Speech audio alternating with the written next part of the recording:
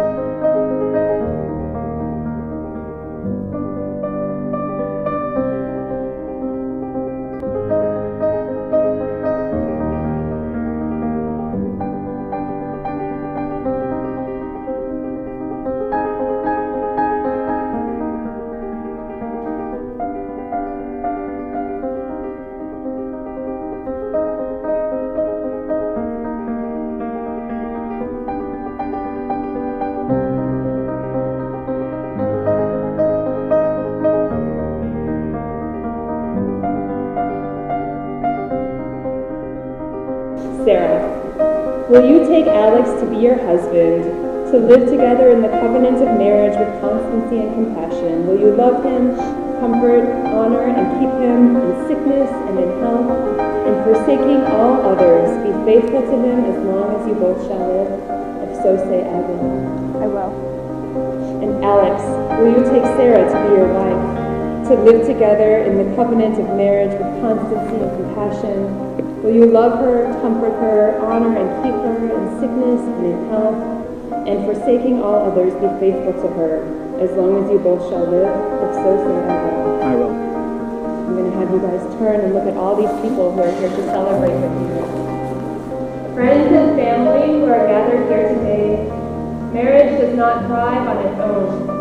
You have been invited here because each of you play an important role in the life of this couple. Will you, families and friends of Sara and Alex, give your love and blessing to this new family? If so, say you will. We will.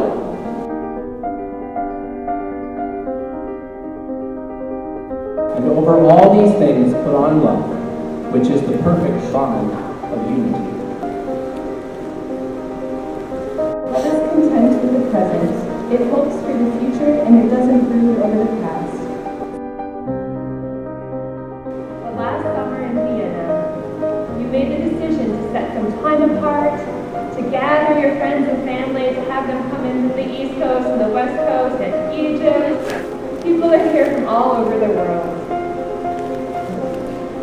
When we, Sara and Alex and I, first sat down to start talking about getting ready for this day, the two of you had just moved into your new house. Do you remember that? That was a long time ago. We were talking about the projects that you were thinking about, that you had done that past weekend. Do you remember this conversation at all?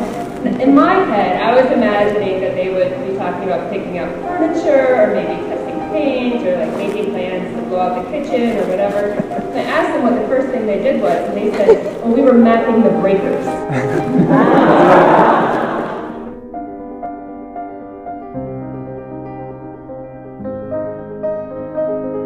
There's an old saying, I don't know if you know it, it says, love never means having to say I'm sorry.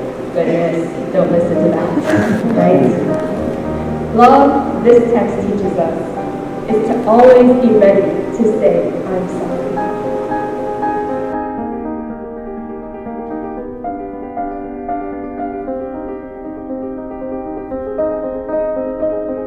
I take you, Alex, to be my husband. I take you, Sara, to be my wife, From this time onward, to share with you in plenty and in want, in joy and in sorrow, in sickness and in health, to forgive and strengthen you, and to join with you,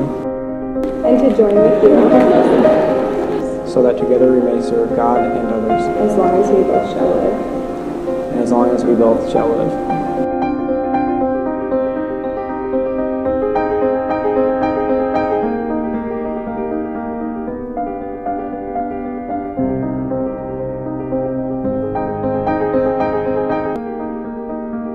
It is with great joy that I now introduce to you Sara and Alex Sneed Miller. You may kiss each other.